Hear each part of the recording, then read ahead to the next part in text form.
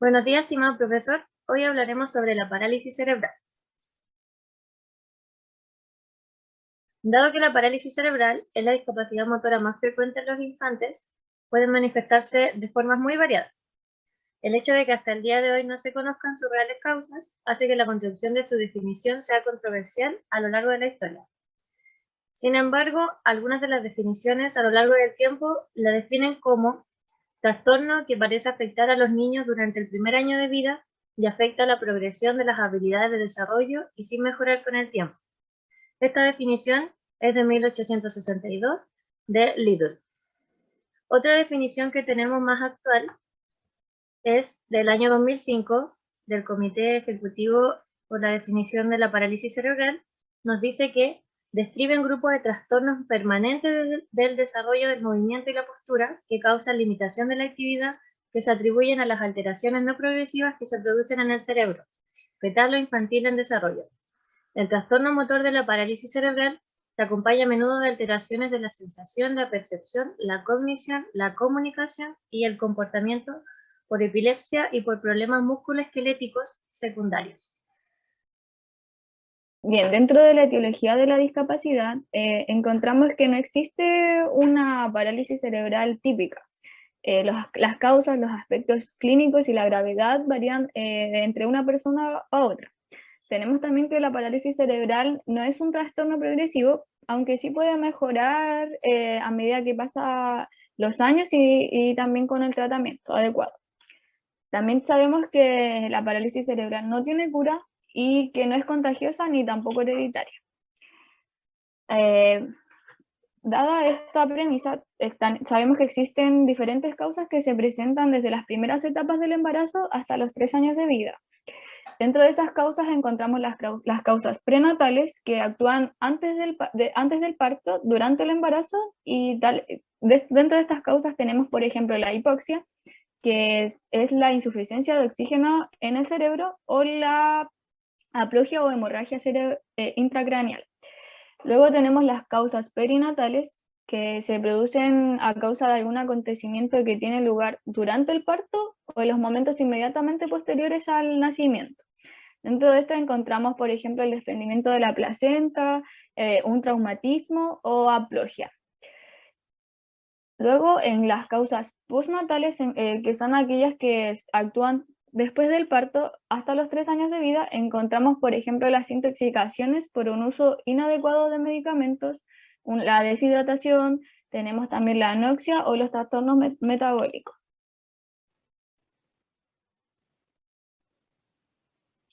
Dentro de las características de la parálisis cerebral, encontramos que, por ejemplo, se caracteriza por alteraciones del tono muscular, la postura, el movimiento.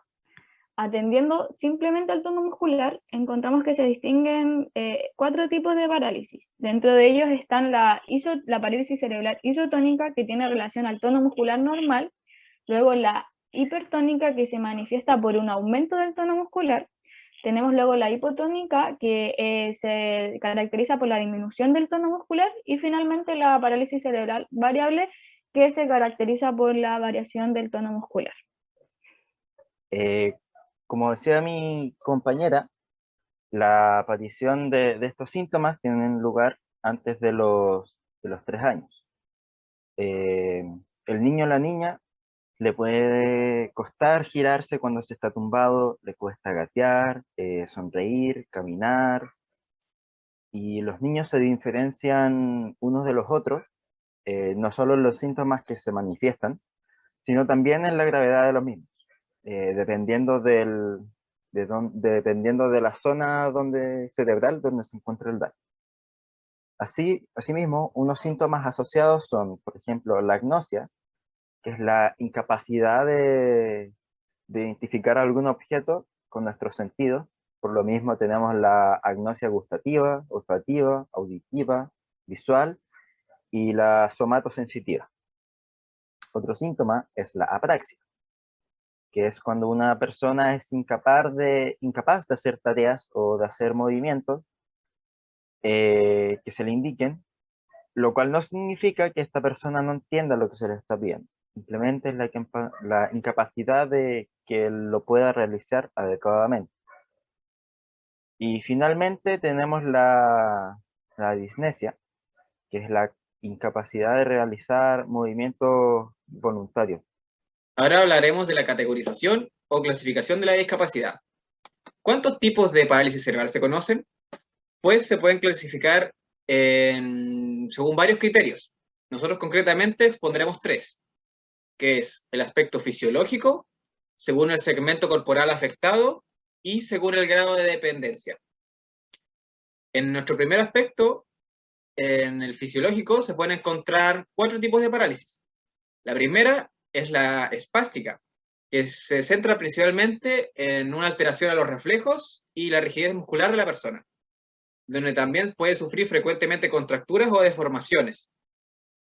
La segunda, tenemos la discinética o atetósica, donde se centra en alteración a los patrones de movimiento, al tono muscular, a la postura y a la coordinación, sumado a trastornos del lenguaje.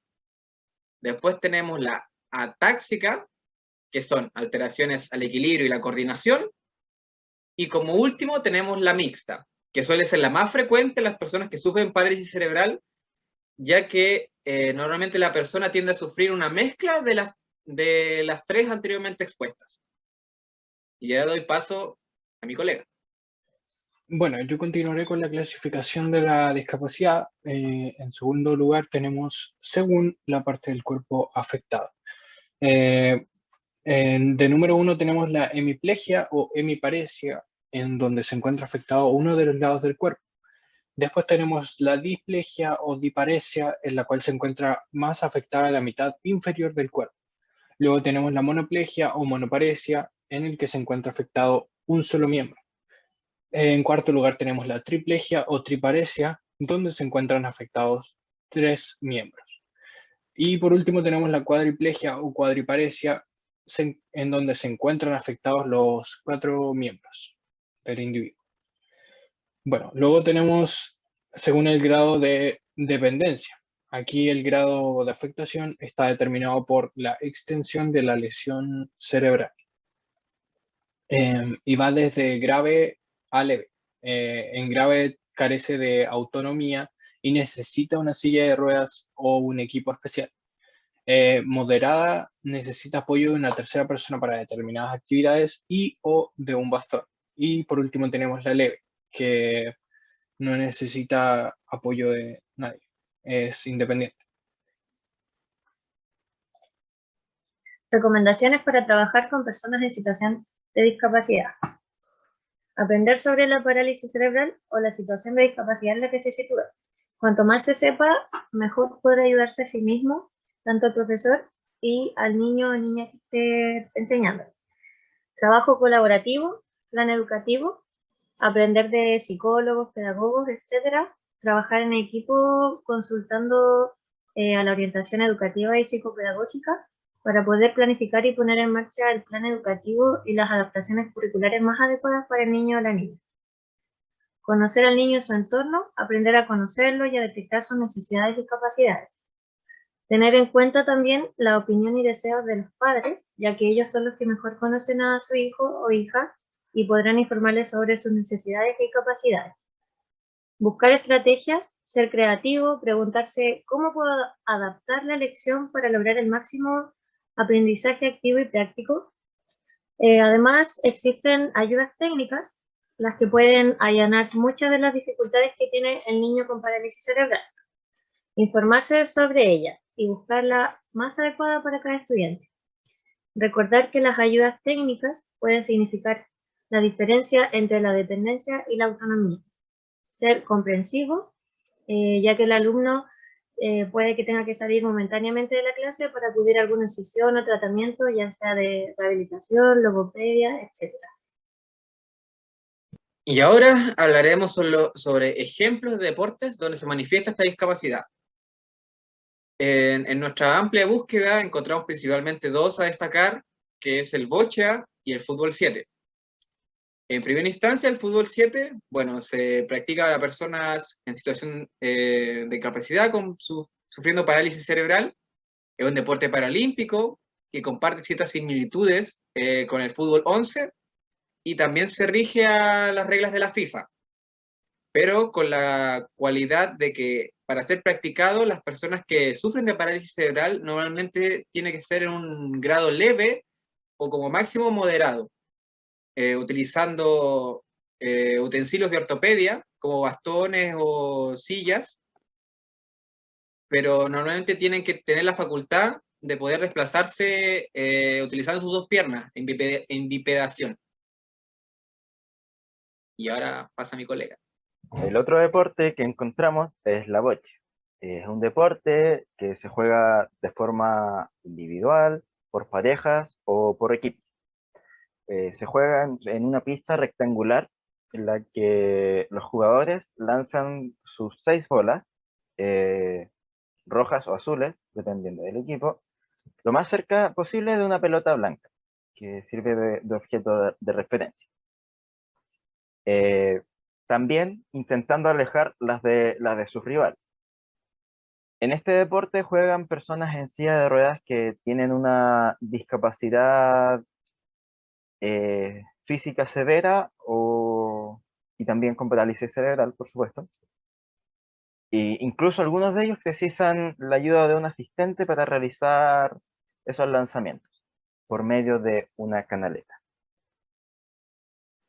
Bueno, ahora les hablaré de la ley y o institucionalidad que regula esta discapacidad. En Chile tenemos dos leyes que hacen alusión a esta u otras discapacidades en general. La primera es la ley 20.422, la cual establece normas sobre igualdad de oportunidades e inclusión social con personas con discapacidad. Después tenemos la ley del deporte, que es la ley 19.712, en la cual el Estado promoverá las actividades deportivas prestando servicios de fomento deportivo, buscando que con el fin prescrito de esta ley es a favor de todas las personas, en especial a los niños, a los adultos mayores, a personas con discapacidad y jóvenes en edad escolar, para su mejor desarrollo físico y espiritual.